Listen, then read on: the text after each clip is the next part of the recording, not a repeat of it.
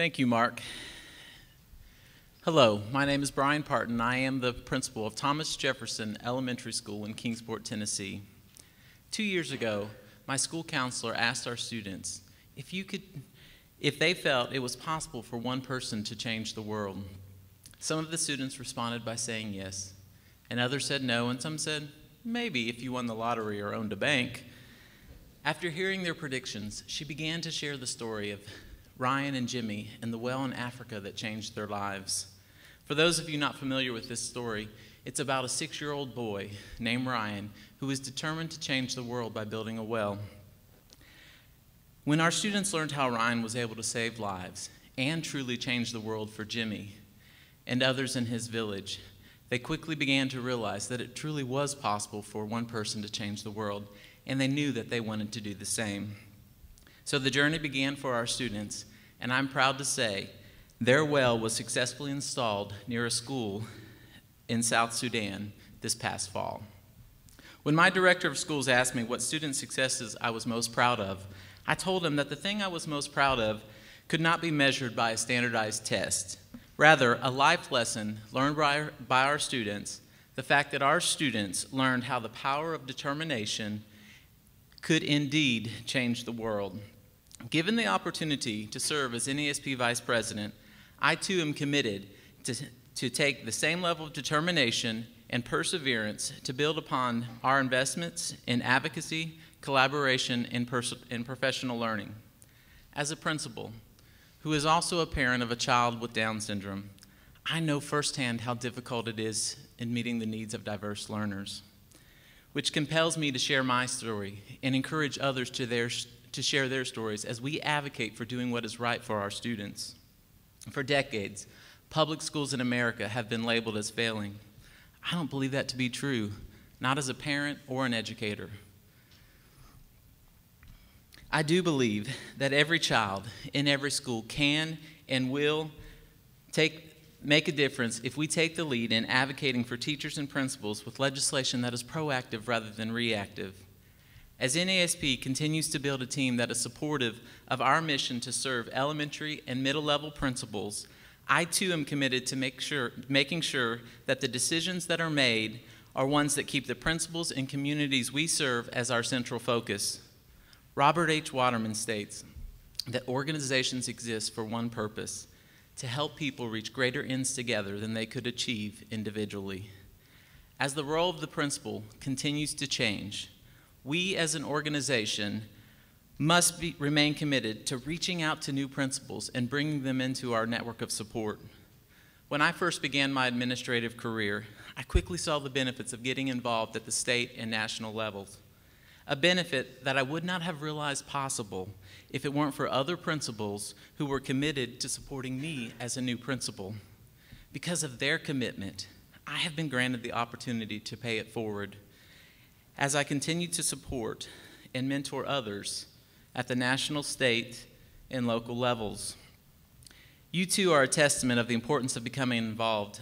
Because of your commitment to serving your schools and state associations, you have the distinct privilege to cultivate new leaders within our profession. While celebrating the completion of the Jefferson Well, our students learned that the hatch-covered school structure near the well had washed away during the heavy rain seasons. Immediately, they went from saying, "We're going to build a well," to "We're going to build a school." Their story had inspired our entire community, and one of the churches quickly raised the funds to build a new school. Determined to change the world and not be complacent, the students have now set a new goal to help the students in South Sudan. If given the opportunity to serve as NAESP Vice President, I'm committed to take that same level of commitment and perseverance and passion that our students have demonstrated. The future of NAESP is bright, and with a continued focus on collaboration, professional learning, and advocacy, I am committed to building upon the collective efforts of NAESP and principals across the nation. I want to thank you for your commitment to serve both our profession and the community of learners in your buildings. It would truly be a privilege and an honor to serve as the NAESP Vice President. I hope you will consider me when you vote.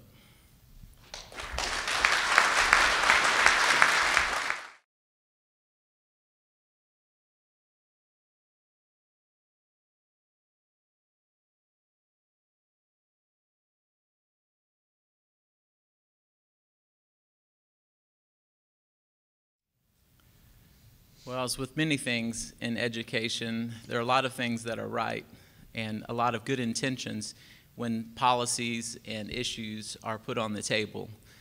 And just like when it comes, in my speech I talked about advocating for children with special needs. We have the opportunity to serve every child in the United States. Every child has the opportunity to an education, one that I truly believe in. But the problem is that we underfund all of these mandates that are put in place, and then we put an accountability system in place and penalize teachers and principals for not meeting the needs when they're underfunded. And so if I could change one thing about the American education system, I would fully fund IDEA.